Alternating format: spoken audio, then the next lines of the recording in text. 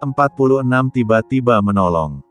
Setelah selesai makan di warteg, Bima memacu kendaraannya menuju ke kampus. Sampai di kampus pun Bima tak segan untuk menggandeng Alia dengan mesra. Tidak peduli dengan tatapan iri daripada mahasiswa yang melihat mereka. "Bima, lepasin. Aku malu dilihat banyak orang," ucap Alia. "Ngapain malu sih? Kita kan sudah suami istri, jadi wajar dong gandengan begini," ucap Bima sambil tersenyum dan masih menggandeng mesra Alia. "Tapi ini di kampus. Banyak orang yang nyinyirin aku, Bim. Sabar aja. Mereka tidak tahu apa yang terjadi sebenarnya. Dengerin aja Alia, gak usah dimasukin ke hati. Kamu kuliah di lantai 2 kan?" "Iya, Bim. Kamu mau antar aku sampal di atas?" "Lialah. Demi istriku tercinta. Apa sih yang enggak? Nanti aku jemput ya, memangnya kamu gak ada kuliah lagi hari ini?" "Ada sih." "Ya udah gak usah dijemput Bim. Aku bisa pulang sendiri naik taksi kok. Kamu tenang aja, gak usah manjain aku berlebihan. Nanti aku malah tergantung sama kamu loh," ucap Alia. Keduanya menapaki tangga ke ruang kuliah Alia yang ada di lantai 2. "Yang bener. Tapi aku khawatir sama kamu kalau naik angkutan umum, sebelum kita menikah juga aku sering naik angkutan umum." "Gak usah dipermasalahin deh Bim, ya sudah. Kamu kuliah yang bener ya. Jangan mikirin aku terus," ucap Bima sambil mencubit ujung hidung Alia. "Baik tuan muda, aku akan kuliah yang bener," Alia tersenyum. Dia bahagia sekali karena Bima begitu memperhatikannya. "Bagus kalau begitu. Aku kuliah dulu ya Al. Nanti kabari kalau sudah sampai di rumah." "Biar aku tenang," ucap Bima sambil mengulurkan tangannya.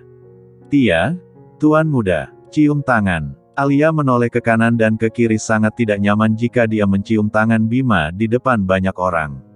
Apalagi dirinya yang kini dipandang rendah oleh teman-temannya karena rumor yang beredar. "Iya dong ayo, salim dulu. Kalau gak mau, aku gak akan pergi dari sini loh," ancam Bima. "Ih sukanya maksa nih," gerutu Alia.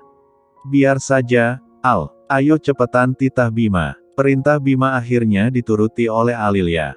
Semakin lama Bima berada di sana, akan semakin lama pula orang-orang membicarakan mereka. Alia hanya kasihan pada Bima yang selalu dianggap sebagai orang yang menghamilinya. Dia tidak sanggup setiap kali orang menganggap rendah pada Bima. "Nah gitu dong. Assalamualaikum," ucap Bima sambil tersenyum. "Waalaikumsalam," jawab Alia yang juga membalas senyum Bima. Setelah Bima menjauh, barulah Alia sadar dia sedang terbuai oleh keromantisan Bima hari ini. Ini akan semakin mempersulit niatnya untuk segera bercerai dari Bima. Karena tidak ada alasan yang mendasari dia menceraikan Bima. Alia kemudian masuk ke dalam kelas dengan menahan diri untuk tetap sabar dengan apa yang didengarnya. Dia tahu semua yang terjadi memang kesalahannya.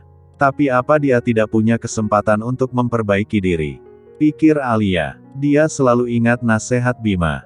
Dia harus sabar dan tetap fokus kuliah. Karena dia harus memperbaiki kesalahannya dengan mengejar mimpinya. Setidaknya dengan dia kuliah dan berhasil dengan studinya, akan ada seseorang yang begitu bangga padanya. Yaitu kedua orang tuanya dan juga si kecil Albi. Wah seneng ya kuliah diantar sama suami. Gak tahu malu banget mesra-mesraan di depan banyak orang, ucap salah satu teman Alia. Alia yang mendengar sindiran itu, hanya menunduk dan memilih untuk tidak menanggapi apa yang teman-temannya katakan. "Iya iyalah. Sekarang kan sudah menikah. Tidak usah ngumpet-ngumpet lagi kayak dulu. Tahunya malah hamil. Diam-diam menghanyutkan," ucap salah seorang yang lain. Dari awal memang banyak mahasiswi yang iri pada Alia karena Alia yang cantik dan banyak disukai oleh mahasiswa-mahasiswa populer di kampus mereka. Termasuk ketua BEM, Devano. Hanya saja tidak ada yang tahu jika Devanolah yang sebenarnya menghamilinya.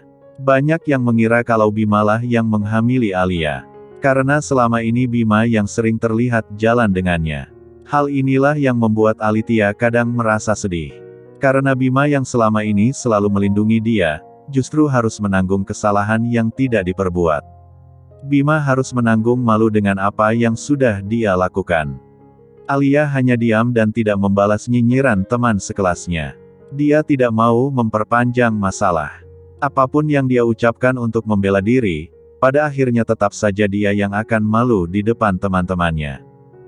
Setelah kuliah selesai, Alia tidak banyak berbincang dengan teman sekelasnya. Dia langsung keluar dan pulang. Karena dia harus segera memerah susu untuk Albi. "Hai cantik, dukok sendirian saja." "Suaminya mana?" tanya seorang mahasiswa satu kelas Alia.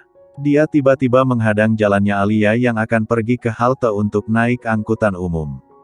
"Minggir San, aku mau pulang," bentak Alia. Laki-laki itu ikut ke kanan jika Alia ke kanan dan begitu juga sebaliknya sampai Alitia tidak bisa melewatinya tidak mau.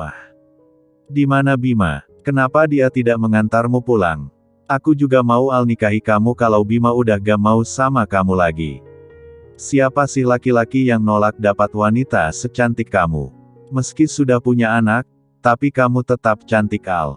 Bahkan semakin berisi, jaga bicaramu, San. Minggir, aku mau pulang. Jangan halangi jalanku," teriak Alia. Banyak orang yang berlalu lalang melihat mereka. Tak ada yang menolong karena mungkin menganggap mereka berdua adalah sepasang kekasih yang sedang bertengkar. "Pergi kamu. Jangan ganggu Alitia lagi. Sekali lagi aku lihat kamu mengganggu Alia, kamu akan berhadapan denganku." Suara yang sangat Alia kenal itu membuat Alia menoleh ke arah laki-laki itu. "Maaf Kak Vano. Saya cuma iseng aja kok. Maaf ya. Saya jangan dibully ya Kak Vano." Mahasiswa yang menghadang Alia itu akhirnya lari tunggang langgang karena dibentak oleh Devano. Siapa yang tidak segan dengan Devano? Mahasiswa berpengaruh yang kaya dan tampan. Dulu setiap ada yang tidak disukai oleh Devano, maka dia akan dibully oleh Devano dan gangnya. Alia hanya diam saat menyadari Devano yang sedang menolongnya.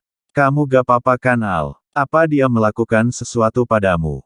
Menyakitimu barangkali?" ucap Devano tiba-tiba. "Tidak Kak, makasih sudah menolongku. Tidak ada apa-apa. Aku tidak disakiti olehnya, syukurlah kalau begitu. Kamu mau pulang? Bima mana? Tumben dia tidak mengantarmu pulang." "Bima masih ada kuliah. Lagi pula setelah kuliah dia langsung kerja. Jadi aku pulang sendiri. Aku tidak mau merepotkan dia. Maaf Kak aku harus cepat-cepat pulang. Aku permisi dulu ya. Sekali lagi aku ucapkan makasih karena kakak sudah menolongku." "Mau naik apa?" tanya Devano. "Busway Kak." Alia memegang jilbabnya yang mulai basah di bagian dada. Dia merasa tidak nyaman dan ingin segera pulang saat itu juga.